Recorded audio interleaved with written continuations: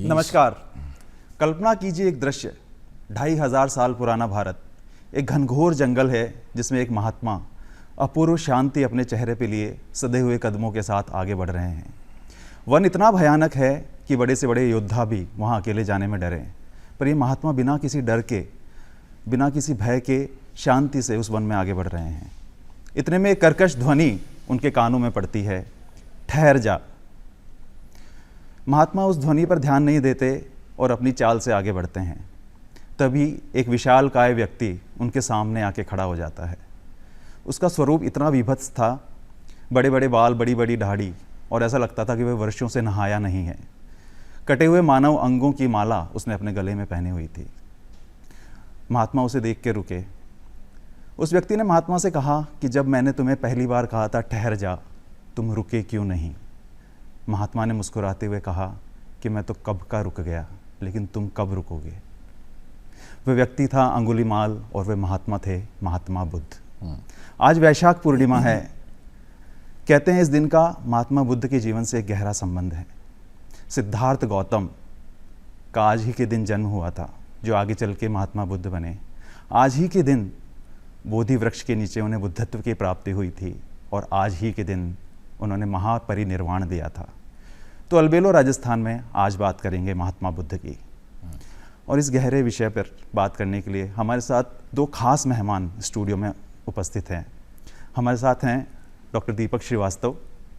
आप फिलॉसफी के प्रोफेसर हैं, साथ में आप प्रधान अध्यापक हैं जयसिंहपुरा खोर राजकीय प्राचार्य प्राचार्य हैं राजकीय महाविद्यालय जयसिंहपुरा खोर। और हमारे साथ हैं डॉक्टर अनुभव वार्ष्णेय, आप विभाग अध्यक्ष हैं department of philosophy Rajasthan university. आप दोनों का बहुत बहुत स्वागत है अलबेलो राजस्थान में। तो दीपक सर, पहले मैं आपसे चर्चा की शुरुआत करना चाहता हूँ जी।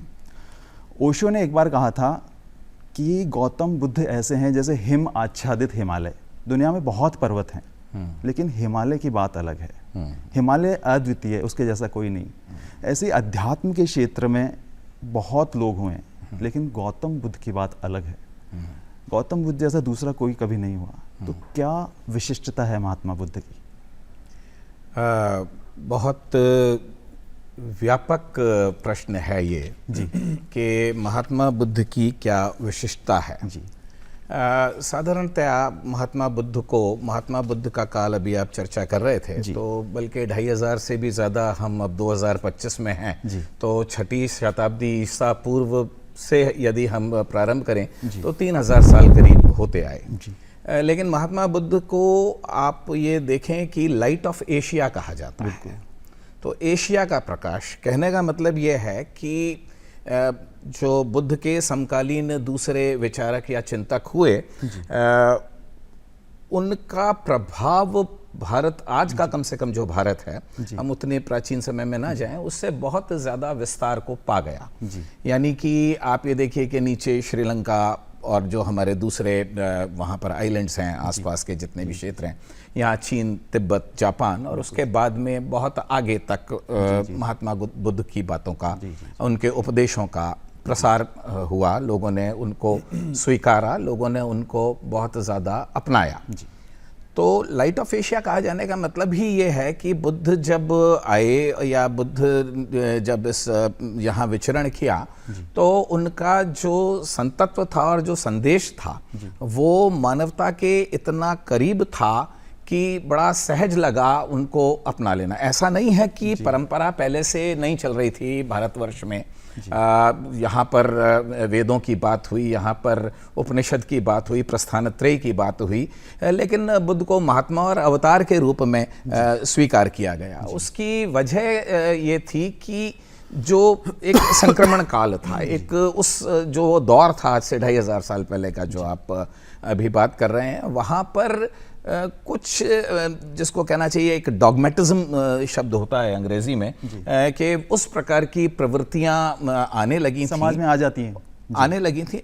एक तरफ तो ये था, और दूसरी तरफ उपनिषदों से या वैदिक परंपराओं में पांडित्य पूर्णता इतनी बढ़ गई थी कि लोक व्यवहार में व्यक्ति किस तरीके से अपने जीवन को बेहतर बनाए, इस पर चर्चा करीब करीब लुप्त प्राय हो गई थी। यानी कि पंडित तो बहुत थे लेकिन जीवन का उद्धार करने वाले लोग नहीं थे। तो ऐसे समय में जब महात्मा बुद्ध आते हैं और महात्मा बुद्ध अपनी बात कहते हैं और वो ये कहते हैं कि भाई देखिए, मुझसे ये मत पूछो कि मोक्ष मिलेगा या नहीं मिलेगा, या मैं अमर हो जाऊंगा या नहीं हो जाऊंगा। उन्होंने इसको कहा कि ये जो दार्शनिक प्रश्न होते हैं इनको हम तत्व मीमांसीय प्रश्न कहते हैं। तो उन्होंने कहा ये अव्यक्तानियां हैं, आप इन चीजों में मत पढ़ो, इनसे आपका कुछ भला होने वाला नहीं है। इससे आप हो सकता है बहुत ग्रंथों को पढ़ लोगे, बहुत सिद्धांतों को पढ़ लोगे, लेकिन जीवन इससे आपका बदलता नहीं है। आपकी समस्या ये है कि ये जो जीवन का दुख है, दुख शब्द मतलब मुझे लगता है कि महात्मा बुद्ध ने जितना विवेचन किया है इतना और कहीं नहीं हुआ। यद्यपि पूरी हमारी परंपरा, दर्शन परंपरा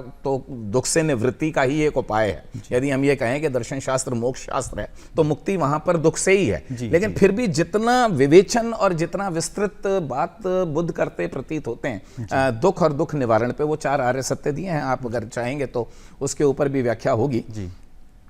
4 आर्य सत्य की अगर आप बात करें तो महात्मा बुद्ध ने जो संदेश है वो आप ये कह सकते हैं कि वो 4 आर्य सत्य हैं और उन 4 आर्य सत्यों के अंतर्गत समस्त बुद्ध चिंतन को एक तरीके से समेटा जा सकता है। तो आपने बड़ा अच्छा ये बताया सर कि महात्मा बुद्ध के पास जब कोई दार्शनिक प्रश्न लेके आते थे तो महात्मा बुद्ध बड़ी अच्छी बात कहते थे कि तुम्हारे सीने में एक तीर लगा है, तुम तीर को निकालने के बजाय तुम पूछते हो तीर किसने बनाया, कहां से आया है, कितनी गहराई से लगा, कितना इम्पैक्ट था, ये तो सब बातें। बोला कि ये सब बातें छोड़ दो, तुम्हारे सीने में तीर लगा है, इस तीर को निकालो और उससे आजाद हो जाओ। जी जी। अनुभव सर, H.G. वेल्स एक बड़े लेखक हुए हैं यूरोप के, उन्होंने महात्मा बुद्ध के बारे में कहा था so godless yet so godlike, कि ऐसा व्यक्ति जिसने जीवन भर ईश्वर की बात ही नहीं की, लेकिन यदि हम ईश्वर की परिकल्पना करते हैं कि ईश्वर कैसे होते होंगे तो हमें बुद्ध की छवि नज़र आती है कि अनंत करुणा, अनंत शांति, अनंत प्रेम की एक मूर्ति जो महात्मा बुद्ध में हमें नज़र आती है। तो और क्या होगा ईश्वर, यही तो ईश्वर है। तो आपसे भी मैं सेम बात पूछना चाहूँगा कि क्या है महात्मा बुद्ध का वैशिष्ट? देखिए, मेरे वरिष्ठ सहकर्मी और मेरे शिक्षक कल्प प्रोफेसर दीपक सर ने बहुत सुंदर शब्दों में गौतम बुद्ध या सौगत सिंह आदि नामों से जिन्हें हम लोग अभिहित करते हैं, उनके वैशिष्ट्य को उन्होंने बहुत सुंदर तरीके से रेखांकित किया। मैं उसी बात को आगे बढ़ाते हुए गौतम बुद्ध के वैशिष्ट्य, इस पर जो आपका प्रश्न है, तो उसे समझने के लिए हमें उस देशकाल को उस पर एक बार दृष्टिपात करना होगा जिसमें गौतम बुद्ध भारत देश या विश्व के वैचारिक, दार्शनिक या मूल्य मीमांसीय रंगमंच पर उनका आविर्भाव होता है। उस देशकाल पर एक बार हमें दृष्टिपात करना चाहिए। तो 600 ईसा पूर्व जो साधारणतः इतिहासकारों में, यद्यपि हम दोनों ही इतिहास की पृष्ठभूमि से नहीं हैं, हम लोग मूलतः हमारी जो ट्रेनिंग है वो दर्शन शास्त्र की है, लेकिन फिर भी 600 ईसा पूर्व जिसे गौतम बुद्ध की तिथि माना जाता है, भारत देश के इतिहास के लिए ये तिथि एकाधिक कारणों से बहुत महत्वपूर्ण है। 600 ईसा पूर्व की जो तिथि है, भारत के राजनीतिक इतिहास में इस समय षोडश महाजनपदों का ये दौर है और इन षोडश महाजनपदों में से एक मगध महाजनपद, उसका उत्कर्ष, जिसे इतिहास में राइज ऑफ मगध नाम दिया जाता है, ये उत्तरोत्तर मगध महाजनपद, इसने अपने भीतर अन्य सभी महाजनपदों को समाविष्ट कर लिया और वहाँ से वास्तव में एक अखंड भारतवर्ष, जिसकी हम लोग बहुत चर्चा करते हैं, व्यक्तिशः मेरी ये मान्यता है कि इसकी इसका बीज रूप हम वहाँ देख सकते हैं। आर्थिक इतिहास जब हम देखते हैं भारत देश का, तब एक बहुत महत्वपूर्ण घटना 600 ईसा पूर्व के आसपास हुई। वो महत्वपूर्ण घटना ये है कि जो नागरी सभ्यता भारत के इतिहास में प्रथम उसका बहुत विशद दृष्टांत हमें सिंधु घाटी सभ्यता में देखने को मिलता है। उस सिंधु घाटी सभ्यता की नागरी संस्कृति, अर्बन कल्चर का ह्रास लगभग 2000 ईसा पूर्व के आसपास हो चुका था। 1400-1500 वर्ष के उपरांत 600 ईसा पूर्व में पुनः शहरों का उदय भारत देश में होता है। आप इसे समझ सकते हैं कि इसका अर्थ यह है कि 600 ईसा पूर्व में कुछ बहुत बड़ा आर्थिक वाटरशेड जैसा हमारे इतिहास में हुआ होगा। और यह जो दौर है, इस समय जो सांस्कृतिक और धार्मिक उथल पुथल भी इस देश काल में हमको देखने को मिल सकता है, क्योंकि गौतम बुद्ध के ठीक थोड़ा सा पहले एक ही शताब्दी में जैन दर्शन के 3-4 तीर्थंकर एक साथ उसी शताब्दी में हुए हैं। और वर्धमान महावीर जो हैं वो गौतम बुद्ध के सीनियर कंटेम्प्रेरी हैं। अच्छा। लेकिन इन सारे राजनीतिक और आर्थिक और सांस्कृतिक और धार्मिक कारक तत्वों के बीच गौतम बुद्ध का जो वैशिष्ट्य है, उसे मेरे इस समय स्मृति पटल में जापान की एक विदुषी बौद्ध दर्शन की, और वो उनके पति जो हैं और पति पत्नी जो दंपत्ति है, दोनों ही बौद्ध दर्शन में उन्होंने बहुत उल्लेखनीय कार्य किया।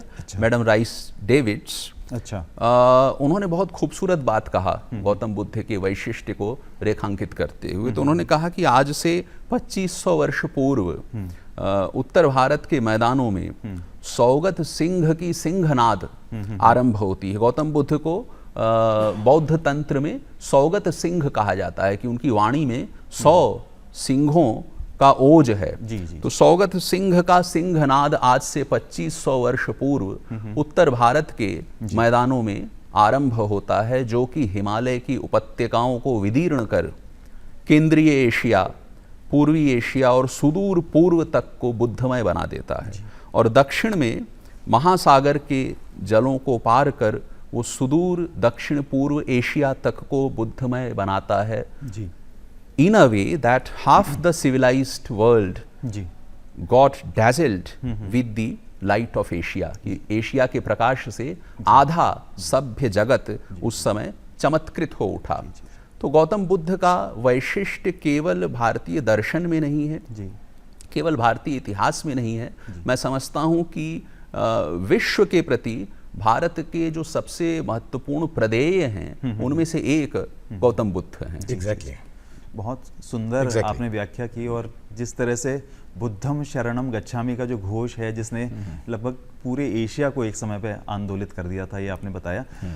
मैं ये पूछना चाहता हूँ कि हमारे भारत में ये परंपरा रही है कि हम प्रतीकों में बात करते हैं, तो बुद्ध की कथाओं में बहुत सारे प्रतीक हैं। उस वैसे ही एक प्रतीक है मार का। कहते हैं जब बुद्ध को निर्वाण प्राप्त हुआ, बोधि वृक्ष के नीचे उन्हें ज्ञान की प्राप्ति हुई, तो अंतिम प्रहार मार का जो मार ने जो उन पे किया था, उसको उन्होंने पराजित किया। तो ये मार कौन है और हमारे जीवन में देखें तो कितना रेलेवेंट है? जी। देखिए, ये जो मार शब्द, बहुत सुंदर प्रश्न आपका राज जी। मार शब्द का वास्तविक अर्थ, जैसा कि आपने आपके प्रश्न में ही इसका आधा उत्तर तो आ गया कि ये मार एक प्रतीक है। बौद्ध तंत्र में, बौद्ध धर्म में भी, और हमारे साधारण बोलचाल की भाषा में भी हम जिसे मारक तत्व कहते हैं, तो मार शब्द से ही बना है। मार बौद्ध धर्म दर्शन में उन प्रतिरोधक या उन बाधक तत्वों को कहते हैं जो कि हमारे आध्यात्मिक गति को बाधित करते हैं। और बौद्ध तंत्र में मार के कई प्रकार बताए गए। मुख्यतः 4 प्रकार के मारों की चर्चा बौद्ध तंत्र में हुई। क्लेश मार, स्कंध मार, देवपुत्र मार, मृत्यु मार। तो मृत्यु मार, उदाहरण के लिए मृत्यु मार, मृत्यु का भय है। अब ये जो मृत्यु मार है, नाम का भेद है। जैन दर्शन में भी आपको इस तरीके की अवधारणा प्राप्त हो जाएगी। योग दर्शन में इसे अभिनिवेश कहते हैं। इसी तरीके से देवपुत्र मार, तो देवपुत्र मार क्या है कि हमें स्वर्ग की आकांक्षा या एक आध्यात्मिक नहीं कहना चाहिए, एक विशेष प्रकार के उन्नयन की आकांक्षा, ये भी हमारे आध्यात्मिक गति को कहीं ना कहीं बाधित करती है। क्लेश मार, तो क्लेश मार दुख आदि के रूप में जो हमारी आध्यात्मिक गति को बाधित करते हैं। तो मार का वास्तविक अर्थ है कि वे बाधक तत्व जो कि हमारे आध्यात्मिक उन्नयन के पथ में आड़े आते हैं। और एक बहुत सुंदर, यदि आप अनुमति दें तो एक बहुत सुंदर कथा हमें प्राप्त होती है, मतलब प्रतीकों के माध्यम से इसे दर्शाया गया है कि भारत के इतिहास में पाल शासक हुए जी। जिनका शासन बंगाल और पूर्वी बिहार के क्षेत्र में है। अच्छा। तो पालों के समय बुद्ध की एक प्रतिमा विशेष प्रकार से वे लोग बनाते थे, जिसको अष्ट महास्थान प्रतिमा कहते थे बुद्ध की। और उस अष्ट महास्थान प्रतिमा के बीच में 8 प्रमुख घटनाएं जो बुद्ध के जीवन में हुई, उसे एक साथ एक फलक पर दर्शाया जाता था। और इसमें सबसे महत्वपूर्ण घटना क्या होगी? तो इसमें सबसे महत्वपूर्ण घटना बुद्ध के जीवन में है उनका निर्वाण, या उनको जो बोधि की प्राप्ति हुई, जिसके कारण हम उन्हें बुद्ध कहते हैं। बोधि के क्षणों में गौतम बुद्ध अपने दाहिने हाथ से भूमि को स्पर्श करते हैं, तो इसे भूमि स्पर्श मुद्रा कहते हैं। और वो क्यों करते हैं ऐसा?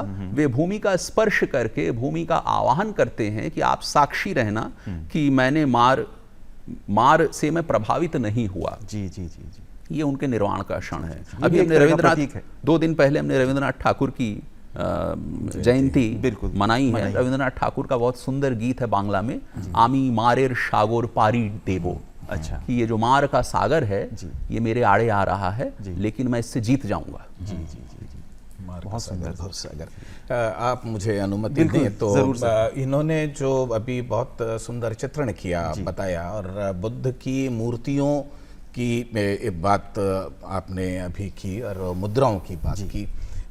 मतलब प्रसंगवश मुझे इनकी बात से ये बात याद आ गई, यद्यपि इन्होंने भी ये आपको चिन्हित किया, बताया कि हम दोनों ही का जो मूल क्षेत्र है वो इतिहास नहीं है। लेकिन फिर भी मैं आपको ये बताऊं, बड़ी रोचक बात है कि जब अरब संस्कृति का मिलान होता है भारतीय संस्कृति से, और ये तुर्क और मंगोलिया के रास्ते से होते हुए जब यहाँ आते हैं, तो आपने ये देखा होगा कि हम एक शब्द का इस्तेमाल करते हैं बुत, और उस बुत से हम रेफर करते हैं किसी भी मूर्ति को। यहाँ थोड़ा सा भ्रम है। दरअसल अरब संस्कृति का सबसे पहले जिन मूर्तियों से आमना सामना हुआ था, द फर्स्ट इंटरफेस, और उसमें जिसमें एक स्पिरिचुअल कंटेंट था जिस चीज में, तो वो बुद्ध को, वहां पे ध का साउंड नहीं है अरबी भाषा में। आज भी उर्दू में ध का साउंड हमने आर्टिफिशियली जनरेट किया है उर्दू में, मतलब अरेबिक लैंग्वेज में नहीं है। तो उन्होंने उसको बुद्ध ना कह करके वो बुत कहा, और तब से आप ये देखिए कि हिंदुस्तान की जो पूरी क्षेत्र है, भूमि है, इंडियन सब कॉन्टिनेंट है, इसमें किसी भी मूर्ति को बुत कहा जाने लगा, जबकि वो बुद्ध का उच्चारण हम जिस प्रकार से करते हैं वैसा अरबी भाषा के हवाले से नहीं कर पाने के कारण हुआ, क्योंकि वहां पर मूर्ति के लिए सनम शब्द है। वहां पर मूर्ति के लिए बुत शब्द नहीं है। लेकिन इस बुत शब्द का ओरिजिनेशन वहां होता है जहां पर वो बुद्ध को ठीक से प्रोनाउंस अरबी भाषा में ना कर पाने के कारण उसको बुद्ध का नाम दिया। तो बुद्ध की मूर्ति है, जो प्रसार आप कह रहे थे, प्रासंगिकता की बात आप कह रहे थे, उस एंटायर बेल्ट में रहा, और सबसे पहले जब किसी इंडियन कल्चर से उनका इंटरफेस होता है तो वो बुद्ध के माध्यम से। जी जी जी, बहुत सुंदर। तो ये एक नई जानकारी हमारे बहुत से दर्शकों को आज जरूर मिली होगी। सर, हम बुद्ध की बात करें, बुद्ध ने 4 आर्य सत्य दिए। जी, पहला जिसमें था दुनिया में दुख ही दुख है, सब्बम दुखम, बुद्ध ने कहा।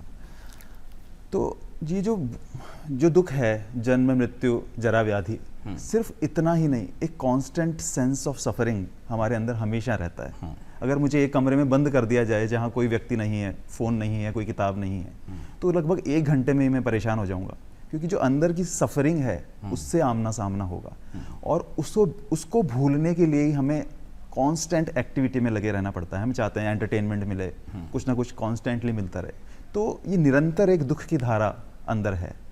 महात्मा बुद्ध ने आर्य सत्यों की बात करी, दुख की बात करी, थोड़ा सा उसके ऊपर प्रकाश डालिए सर।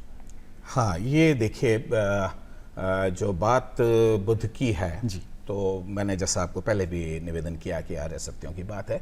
महात्मा बुद्ध जब कहते हैं सर्वम दुखम जी, तो उनका जो अभिप्राय है, जो संदेश है, वो सामान्य संदेश या सामान्य दुख की व्याख्या से कहीं अधिक व्यापक है। जी जी जी। क्योंकि मेरे जैसा साधारण मनुष्य ये पूछ सकता है, ये कह सकता है कि महात्मन, मैं सदैव दुखी रहूं ऐसा तो नहीं है जी।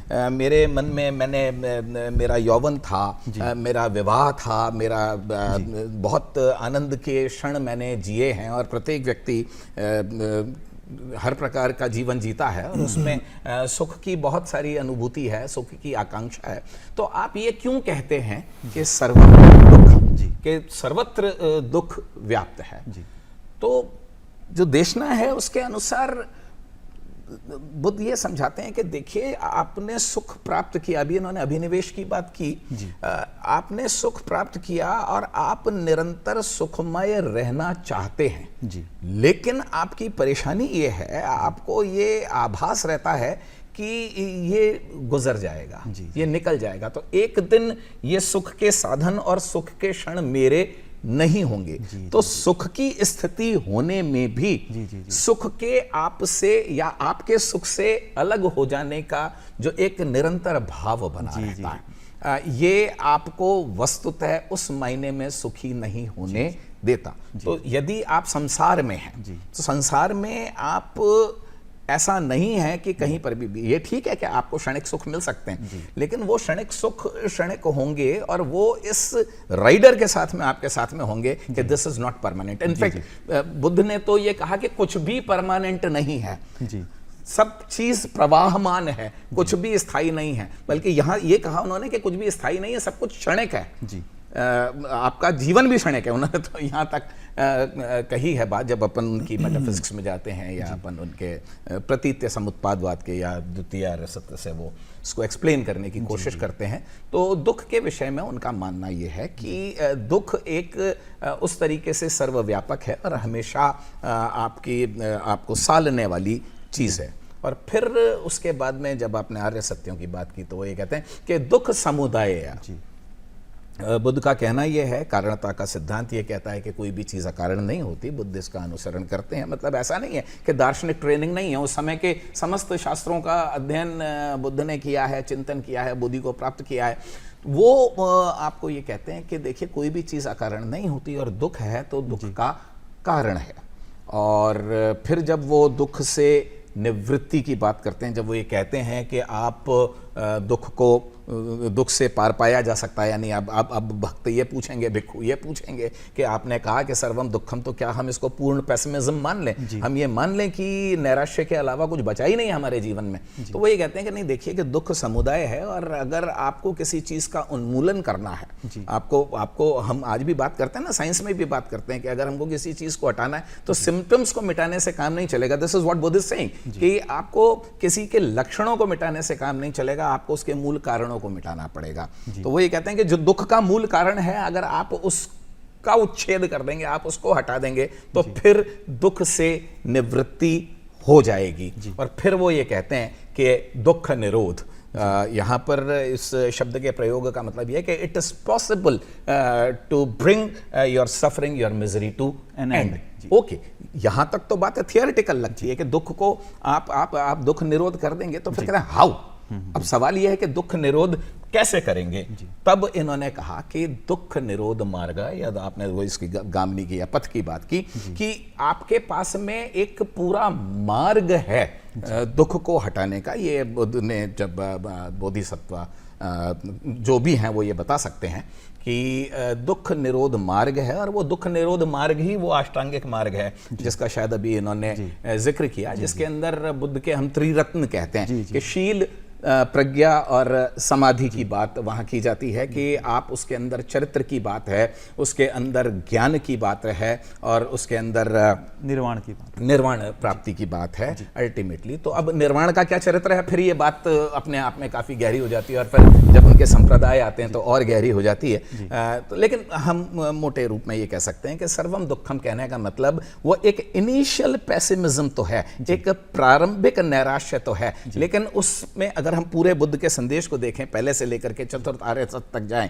और यदि हम त्रिरत्न की प्राप्ति करें, तो हमको ये लगता है कि एक बहुत ही पॉजिटिव, ऑप्टिमिस्टिक और प्रैग्मेटिक, मतलब सबसे आपने कहा कि बुद्ध का महत्व क्या है, तो बुद्ध की जो टीचिंग है वो ईश्वर में जाकर के या आध्यात्मिक है, निसंदेह है, लेकिन उनका अध्यात्म भी बड़ा व्यवहारिक रास्ते से होकर के जाता है। यही कारण है कि उनको अनुयायी मिले और लोगों ने उनकी बातों को बहुत सारे दीगर रिलेटिव एंड जो मत कंपटीशन में थे, एक तरीके से कहना चाहिए। अभी इन्होंने बताया कि मतलब दो दर्शन धाराएं और जिसको धार्मिक धाराएं कहना चाहिए साथ साथ बह रही थी, लेकिन फिर भी बुद्ध इतने व्यापक इसलिए होते चले जाते हैं कि वो लोगों की समझ के बहुत नजदीक आकर के बात करते हैं। उनका अध्यात्म आता है लेकिन वो बहुत देर में, मतलब it is an achievement in the process of removing your practical misery. जिस भाषा में वो देशना दे रहे थे वो शायद आज हम लोग शर्माएं उस तरह की भाषा में बात करने से। हम यहाँ शेखावाटी में नहीं बात कर सकते। अच्छा। आप उसकी अनुमति नहीं देंगे। जी,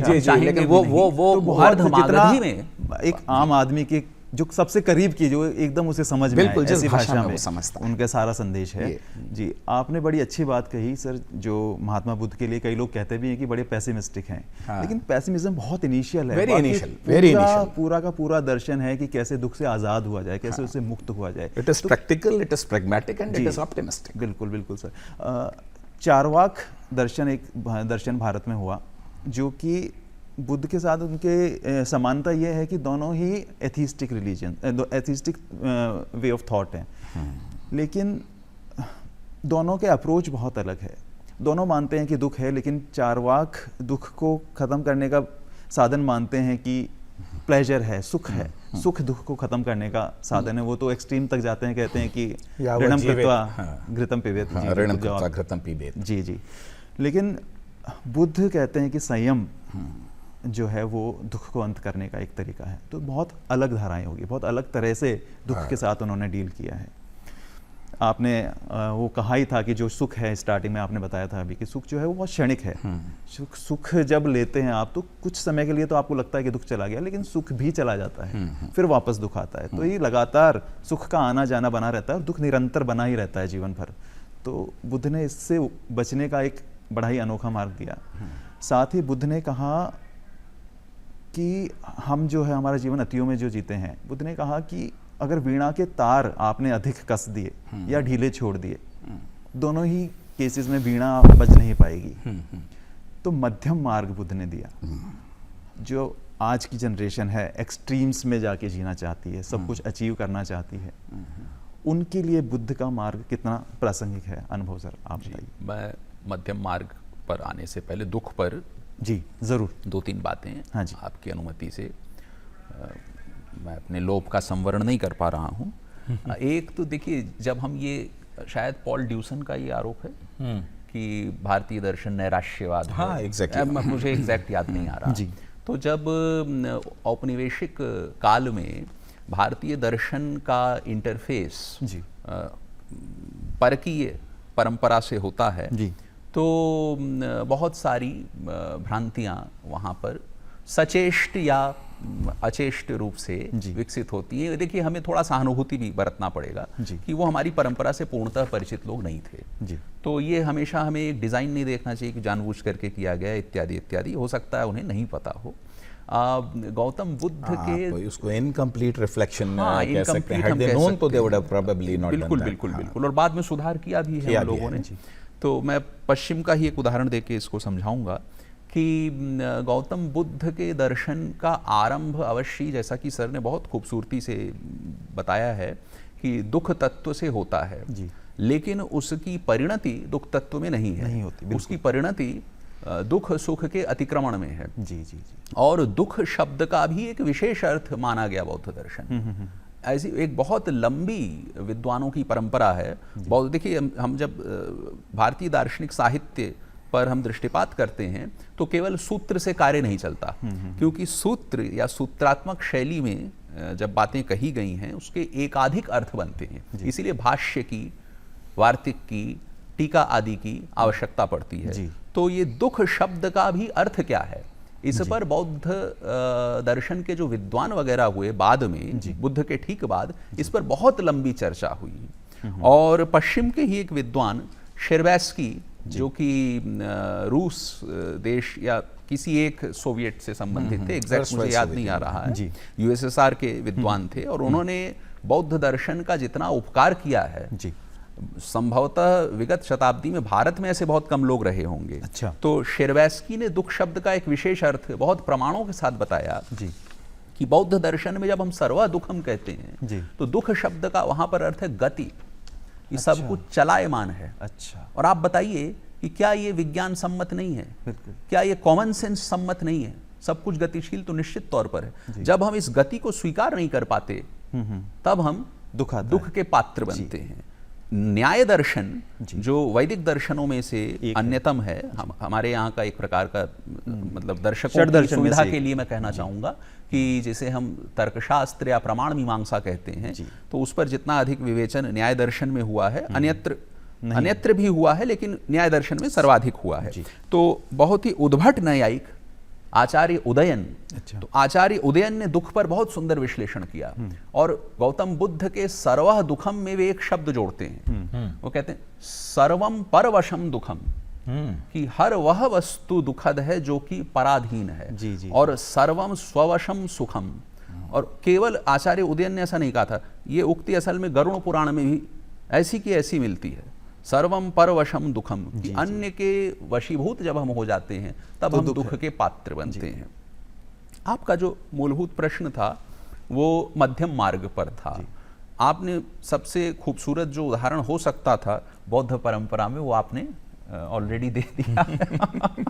तो ये जो मध्यम मार्ग या मध्यम प्रतिपथ की जो नैतिकता है, इस पर बुद्ध की ही भांति पश्चिम के महान दार्शनिक अरस्तु वे भी मध्यम मार्ग की बात करते हैं अपने नीति शास्त्र में, जिसे गोल्डन मीन कहा जाता है। और उनका जो उदाहरण है, I am sceptical whether he has used the word golden. Of course no, he hasn't. Subsequent जो परावर्ती उनके जो व्याख्याकार हैं उन्होंने इसको स्वर्णिम कर दिया। अच्छा, बाकी मध्यम प्रतिपद की बात समझाने के लिए देखिए ये बुद्ध पर भी लागू होती है। सही बात, बुद्ध के बहुत सारे शब्द बुद्ध ने नहीं इस्तेमाल किए। तो बाद के, जैसा कि सर पॉइंट आउट कर रहे हैं, बाद के नीति शास्त्री उसे गोल्डन मीन कह के अभिहित करते हैं। गोल्डन वो इसलिए है क्योंकि दो एक्सट्रीम्स को अवॉइड करता है। तो एक बहुत सुंदर वहाँ जो उदाहरण है कि बहादुरी हम किसे कहते हैं या साहस हम किसे कहते हैं, तो साहस रैश होने और कायर होने, भीरू होने के बीच की अवस्था है। अच्छा,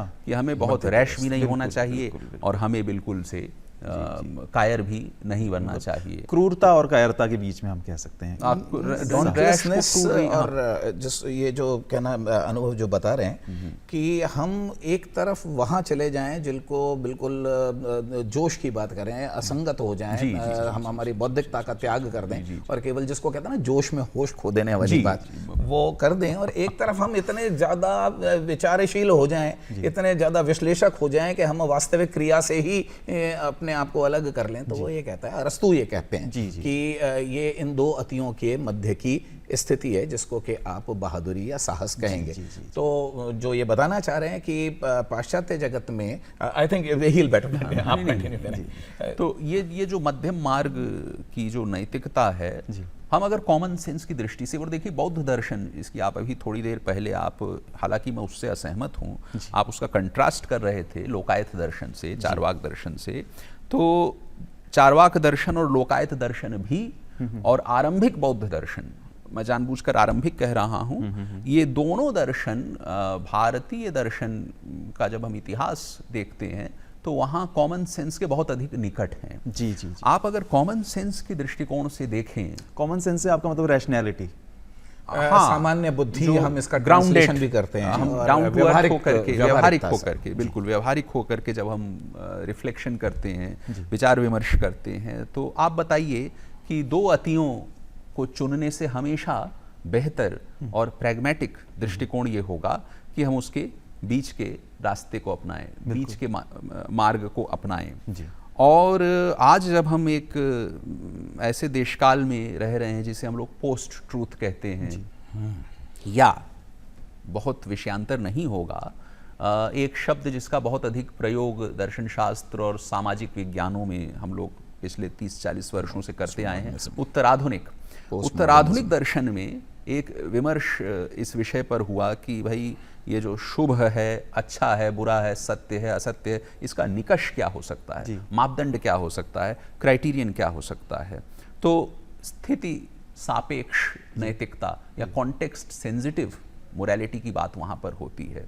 इन दोनों दृष्टियों या आज के युग में, आपका प्रश्न था कि आज के युग में समीचीन कैसे है मध्यम मार्ग, तो आज के युग में जब हम एक बहुत अधिक हमारा शंकालु स्वभाव हो गया है प्राग अनुभविक मापदंडों के प्रति, सार्वभौम मूल्यों के प्रति, तब मध्यम मार्ग का अनुसरण करना बहुत ऑब्वियस सी बात है कि ये और अधिक समीचीन और अधिक प्रैग्मेटिक हो चुका है आज के समय। पहले के समय हम जितनी अतियां थी उससे ज्यादा अतियों में हम आज निश्चित तौर पे आज का युवा या आज का व्यक्ति जीता है। जी। और मुझे लगता है मध्यम मार्ग सिर्फ बुद्ध का ही नहीं, भारतीय संस्कृति में मध्यम मार्ग के ऊपर कई बार बात हुई है। गीता में भगवान कृष्ण कहते हैं कि जो अधिक भोजन करता है और जो बिल्कुल ही भोजन नहीं करता, दोनों ही को ही योग प्राप्त नहीं होता। आपको मध्यम मार्ग चुनना होगा। ये जो संयम की अवधारणा है संपूर्ण भारतीय संस्कृति में, ये कहीं ना कहीं जाकर के आपको मध्यम प्रतिपदा या मध्यम मार्ग अपनाने का ही संदेश है। अब जो महात्मा बुद्ध का जो मुख्य संदेश है अष्टांग मार्ग, जो बुद्ध की फिलॉसफी का फंडामेंटल हम कह सकते हैं कि दुख से मुक्त होने का जो सही साधन है, वो बुद्ध ने अष्टांग मार्ग के रूप में दिया। क्योंकि समय बहुत ज़्यादा नहीं है हमारे पास, तो हम इसमें से 2-3 बिंदु पर चर्चा करेंगे। पहला जो मेरे मन के बहुत निकट है वो है सम्यक वाणी। सम्यक वाणी की बुद्ध बात करते हैं, जो कि आज के दौर में बहुत प्रासंगिक है। सोशल मीडिया का दौर है, इतनी भ्रामक जानकारी हर जगह अवेलेबल है और हम बिना सोचे समझे बातों को फॉरवर्ड करते हैं और वो मास स्केल पे फॉरवर्ड हो जाती हैं, कई बार गलत बातें। तो जो सम्यक वाणी का सूत्र है बुद्ध का, वो आज के परिप्रेक्ष्य में उसके ऊपर थोड़े आप बात बताइए सर। आज के दौर से इसको जोड़ते हुए आपने एक अच्छा डायमेंशन दिया है अष्टांगिक मार्ग के सम्यक वाक को लेकर के, सम्यक वाणी और सम्यक वाक। देखिए, आपने जो बात पूछी है, ये जो सोशल मीडिया पर फॉरवर्ड का ज़माना है या एनालिसिस नहीं करने की बात है, बुद्ध इसको ठीक है सम्यक वाक में तो आपको इसको रखना ही चाहिए, लेकिन बुद्ध इससे पहले भी कुछ कहते हैं जी। और बुद्ध कहते हैं सम्यक दृष्टि जी। तो जब बुद्ध सम्यक दृष्टि को कहते हैं तो वो कोई आपका 6x6 विजन की बात नहीं कर रहे हैं, मतलब it is not your eyesight relating to the clear appearance of the object. जब वो सम्यक दृष्टि की बात कर रहे हैं तो वो एक सम्यक समझ की बात कर रहे हैं। वो ये कह रहे हैं कि ये नज़र की बात नहीं है, ये नज़रिए की बात है कि आप सम्यक दृष्टि में कि आप चीज़ों को परसीव कैसे करें, आपकी वो स्पिरिट क्या हो, तो वो आपकी एक अनबायस्ड रैशनल इंक्विजिटिवनेस, जिसको आप कहते हैं जिज्ञासा मूलक होनी चाहिए, वो अन्वेषण मूलक आपका जो अप्रोच होनी चाहिए, आपका जो उपागम है उसके प्रति किसी भी चीज़ को जानने के लिए। तो उसको उन्होंने कहा सम्यक दृष्टि। और सम्यक दृष्टि के बाद में वो बात करते हैं सम्यक संकल्प की, कि मैं करूंगा क्या, how am I suppose to behave, मैं मेरी वो वजह क्या बनेगी, या मेरे वो स्प्रिंग्स ऑफ एक्शन क्या होंगे, मेरी रिजॉल्व क्या होगी कि मैं किस तरीके से काम करूंगा। तो यदि ये दो चीजें मिसिंग हैं, तो आपकी वाणी कभी ठीक हो ही नहीं सकती। सम्यक का मतलब उपयुक्त से अपन कह सकते हैं, एक परफेक्शन से कह सकते हैं। उसमें फिर बाद में आगे चल करके बौद्धों में पारमिताओं की बातें हुई, वो बहुत आगे गहरी चली जाएगी बात। लेकिन सम्यक वाक तक हम पहुंचते ही सम्यक दृष्टि से हैं, सम्यक संकल्प से हैं। और अगर हमारे पास में ये दो चीज़ें हैं, अष्टांगिक मार्ग में और बहुत सारी चीज़ें आएंगी आगे, मतलब मैं तो अभी 3 आपको उदाहरण दिए, तो आप ये जो एक इर्रेस्पॉन्सिबल बिहेवियर है या ये एक जो हिस्टीरिया क्रिएट करने की बात आ जाती है। आजकल क्या है कि मैं और आप, मतलब आज की हमारी जो युवा पीढ़ी है खासतौर से, सोच नहीं रहे हैं। हम ये सोचते हैं कि ये मेरे को अच्छा लगता है, मुझको ये लुभाता है, ये वाला मत मैं अगर इसकी 5 पोस्ट दुनिया जहान के मेरे जितने संपर्क हैं उसमें भेज दूंगा तो शायद मैं इस मत को स्थापित कर दूंगा। ये जानते हुए भी कि उनके पास में भी इस तरीके की आपके 5 के बजाय 15 जानकारियां हैं और ये किया जा सकता है। तो ये जो एक इर्रेस्पॉन्सिबल बिहेवियर आ गया है, ये जो एक एनालिसिस नहीं करने की टेंडेंसी अनफॉर्चुनेटली हमारे यहाँ प्रभाव में आ रही है। तो बौद्ध अष्टांगिक मार्ग में बहुत अच्छे तरीके से, मैंने आपको पहले भी बताया कि अष्टांगिक मार्ग को अगर हम तीन रत्नों के हिसाब से बात करें तो शील, प्रज्ञा और समाधि की जो बात है, तो उसमें आपके पास में प्रज्ञा इसलिए जरूरी है, बट राइट नॉलेज आपके पास में होनी चाहिए, विजडम होनी चाहिए। प्रज्ञा का मतलब यहाँ पर नॉलेज नहीं है, इंफॉर्मेशंस वाली नॉलेज नहीं है, आपके पास में बोधि का समझ होनी चाहिए, आपका कंडक्ट उस तरीके से होना चाहिए, तभी आप अपने ऑब्जेक्टिव तक पहुंच पाएंगे। तो ये जो यंगर जनरेशन है जो एक्सट्रीम्स में जा रही है, एथिक्स की दृष्टि से बात की, ये तत्वमीमांसीय दृष्टि से भी बात आती है कि किस तरीके से आपको मध्यम मार्ग अपनाना चाहिए। वहाँ पर वो ये कह रहे हैं कि एक्सट्रीम उच्छेदवाद से, कुछ नहीं रह जाने से और सब कुछ शाश्वत होने के बीच की अवस्था आपको प्रतीत्य समुत्पाद बताता है, जिसका संबंध उनके द्वितीय आर्य सत्य से है।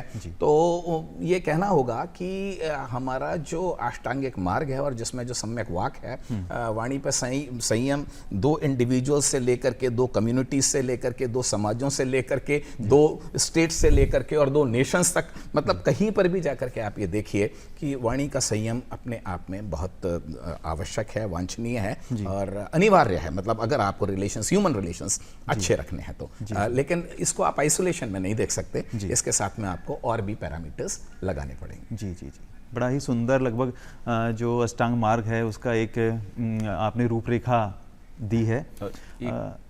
सम्यक वाणी को ही कॉम्प्लीमेंट करता हुआ या उसका पूरक जो बौद्ध तंत्र में है वो है कि हमें सुनना भी सम्यक तरीके से चाहिए, सम्यक श्रुति। बिल्कुल। और संस्कृत में केयरिंग के लिए बहुत सुंदर शब्द प्रयुक्त होता है, सुश्रूषा। सुश्रूषा का अर्थ है सुनने की इच्छा। सुश्रूषा श्रोतम इच्छा, कि आप सुनने की इच्छा रख रहे हैं किसी अन्य व्यक्ति को, दैट इज केयरिंग। बौद्ध तंत्र में खास तौर पे आगे चल करके जब महायान का विकास होता है तो एक त्रिकायवाद की अवधारणा वहाँ पर है कि बुद्ध के 3 उनके धरातल हैं और उनमें से एक धरातल है संभोगकाय। संभोगकाय बुद्ध के एक रूप हैं जिन्हें नाम दिया गया अवलोकितेश्वर।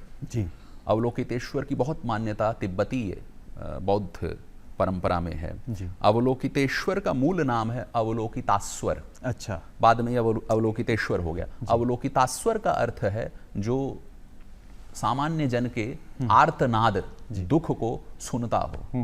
तो बौद्ध परंपरा में सम्यक वाणी का एक अर्थ सुनना भी है। सम्यक सुनना और प्रोफेसर श्रीवास्तव फिलोसॉफिकल काउंसलिंग के भी बहुत अच्छे पंडित हैं, तो फिलोसॉफिकल काउंसलिंग की भी शुरुआत यहीं अच्छे से सुनने से यहाँ से होती है। तो बुद्ध की जो दृष्टि है उसमें आप देख सकते हैं कि काउंसलिंग के लिए भी कितनी उपादेय है। बहुत ज़्यादा ये तो जो अच्छा सुनने की और अच्छा कहने की बात आपने अभी जो चल रही है, इसमें आगे जाकर के जब बुद्ध की देशना को व्यवहार में और ज़्यादा इसको ढालने की कोशिश की गई और फिर बहुत विद्वानों ने बातें की, तो ये जो करुणा, मतलब अगर कोई कहे कि समस्त भारतीय दर्शन में बौद्ध दर्शन का कोई स्पेसिफिक अलग चीज़ जो करुणा की जिस तरीके से बात बौद्ध दर्शन में की गई है और जगह भी की गई है, देखिए सारे दर्शनों में सब चीज़ों पर बात की गई है, लेकिन हम रिलेटिव एम्फेसिस की बात करते हैं तो वो बौद्ध दर्शन में आपको अत्यधिक दिखाई देती है। तो वो ब्रह्म विहार का वहाँ एक अवधारणा है, करुणा, मैत्री, मुदिता और उपेक्षा। उपेक्षा उसको पाली में कहा, वो उपेक्षा से मतलब है, और उपेक्षा का मतलब यहाँ पर किसी का निरादर या तिरस्कार या अपमान कर देना नहीं है, वो एक समभाव रखना या कम से कम भावों में प्रवाहित नहीं होना की बात है। तो ये जो संपूर्ण अष्टांगिक मार्ग है जिसमें मैंने दृष्टि की भी बात की, इन्होंने श्रोष्ठा की भी बात की, तो ये जो ब्रह्म विहार के जितने भी पैराडाइम्स ऑफ एथिकल कंडक्ट हैं, ये सारे के सारे इन पूरी अष्टांगिक मार्ग से भी जिसको कहना चाहिए कि एक बहुत क्लोज रिलेशन उसका है कि आपके मन में किसी के प्रति करुणा भी होनी चाहिए, दूसरे के प्रति आपके मन में एक मैत्री भाव होना चाहिए। अब कोई जना ये प्रश्न पूछ सकता है कि मैत्री और उपेक्षा एक साथ कैसे चल सकती है, तो मैत्री का मतलब यही है कि आप किसी के प्रति अवर्जन नहीं हो, किसी के प्रति आपके मन में द्वेष नहीं हो और किसी के प्रति आपके मन में ऐसा मोह नहीं हो कि वो आपको आपके पथ से भटका दे। तो मुझे लगता है कि अष्टांगिक मार्ग तो एक पूरी जीवनचर्या है, एक जीवन जीने का तरीका है, और इनमें से हम किसी भी चीज़ को ज़्यादा या कम कर देंगे तो फिर हम हमारे उद्देश्य से भटक जाएंगे। बड़ा ही सुंदर आपने विवेचन किया सर। आपने सम्यक दृष्टि की भी बात करी, जिस पे मैं भी बात करना चाहता था जी। इसको मैं ऐसे समझता हूँ सर कि जय कृष्णमूर्ति ने एक बड़ी अच्छी बात कही थी कि जब आप किसी बच्चे को किसी पक्षी का नाम बता देते हो तो जीवन भर उस बच्चे को उस पक्षी को देखने से वंचित कर देते हो, क्योंकि आप उसे एक दृष्टि दे देते हो। तो सम्यक दृष्टि को मैं ऐसे समझता हूँ कि बिना किसी प्री कंसीव्ड नोशन के चीज़ को वैसे देखना जैसी वो है, एज इट इज़ देखना। तो क्योंकि हम हमेशा एक चश्मा लगा के चीज़ों को देखते हैं, हमारे माइंड में पहले से नोशंस हैं। जब मैं अपनी पत्नी को देखता हूँ तो मेरे मन में एक नोशन है कि पत्नी को ऐसा होना चाहिए, पत्नी ये होती है। तो जब मैं एक नोशन के साथ देखता हूँ तो एक उसके पीछे जो एक ह्यूमन बीइंग है वो कहीं ना कहीं खो जाता है। सिर्फ जो नोशन है वही सामने आता है और उसके कारण हमारे जीवन में स्ट्रगल होते हैं।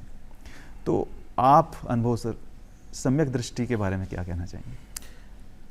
बौद्ध दर्शन की एक खूबसूरती ये है कि इसमें सरल से सरल चीज़ों पर इतना जटिल से जटिल चिंतन इन सरल प्रश्नों पर इन बहुत ही सरल सुंदर प्रश्नों पर प्रतिक्रिया कर पाना बड़ा मुश्किल होता है।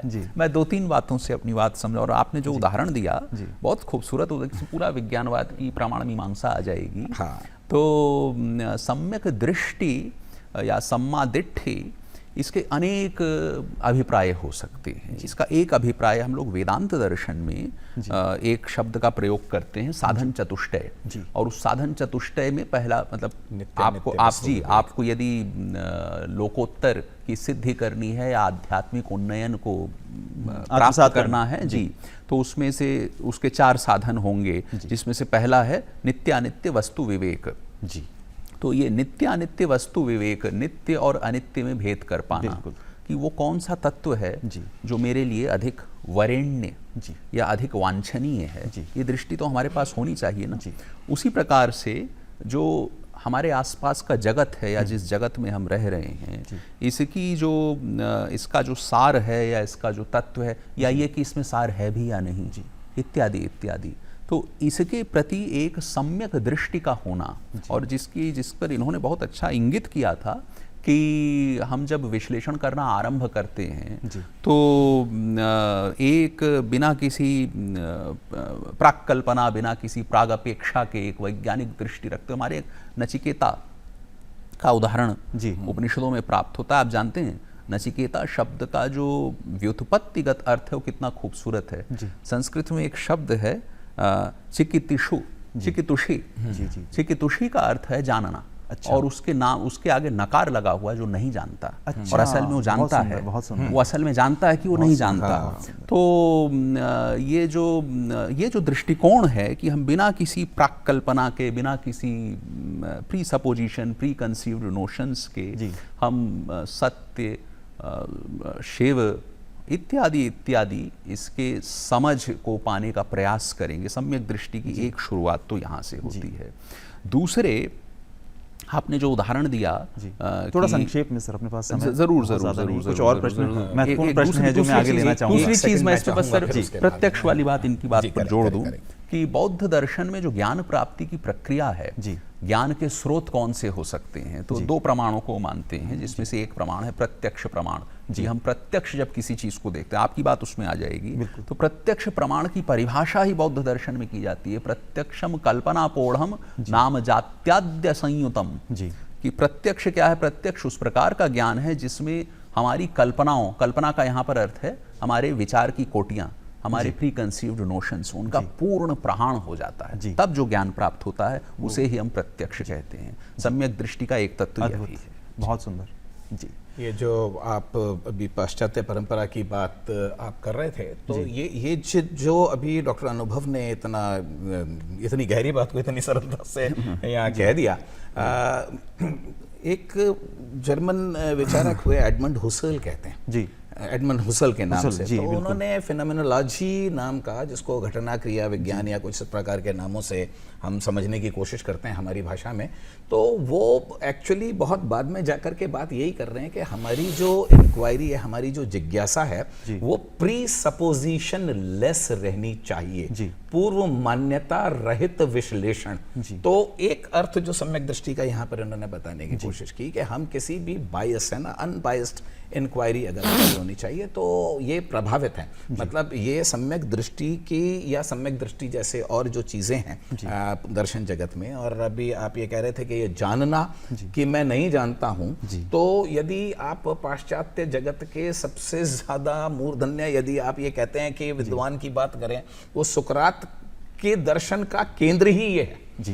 पाश्चात्य जगत में सुकरात को पितामह माना जाता है एक तरीके से, मतलब यूं तो इतिहास की दृष्टि से पिता कौन है क्या है ये सब अलग बात है, लेकिन जो स्थान सुकरात का है वो अपने आप में एक अनूठा स्थान है, और वो मतलब पूरी दर्शन परंपरा बहुत आदर से नाम लेती है। तो सुकरात ने तो मतलब अपनी बात का प्रारंभ ही यहाँ से किया कि जानता वो है जो ये जानता है कि वो नहीं जानता। He alone knows who knows that he does not know। बहुत सुंदर। तो ये सम्यक दृष्टि है कि मैं चश्मा लगाए बगैर, रंग लगाए बगैर चीजों को देख सकता। जी जी सर, बहुत कम समय है, एक दो महत्वपूर्ण प्रश्न है। आपने कंपैरिजन किया पाश्चात्य दर्शन से महात्मा बुद्ध के दर्शन का।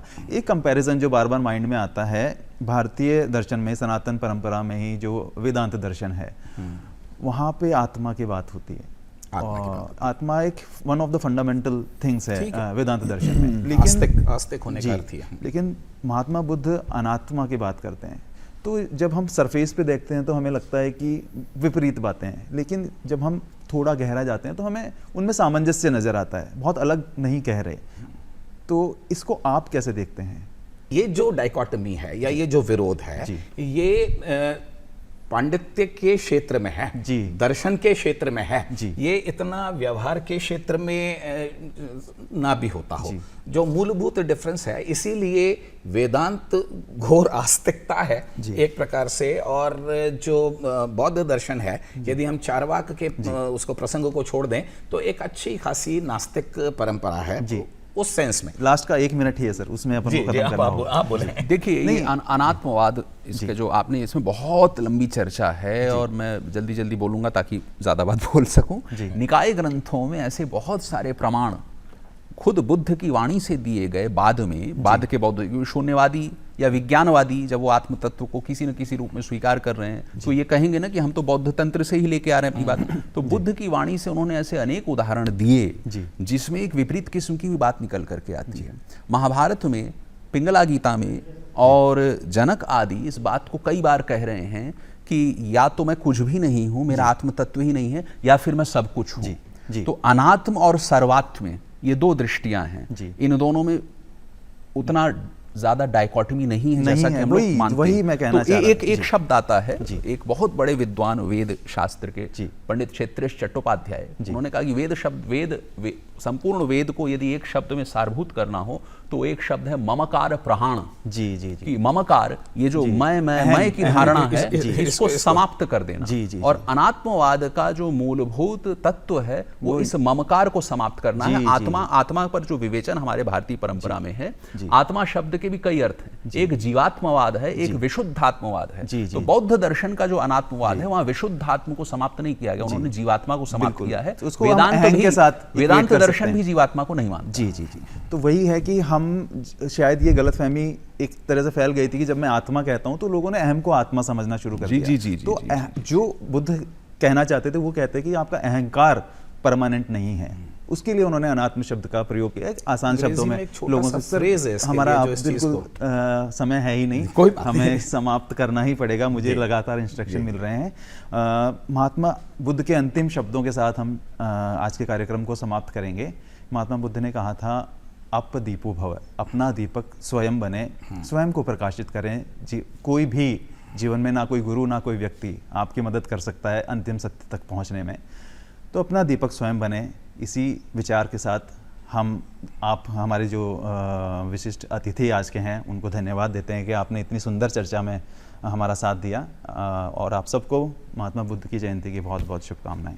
आपको बहुत बहुत धन्यवाद कि आपने मुझे आज मेरे अनुज के साथ कुछ चर्चा में शामिल होने का मौका दिया। धन्यवाद।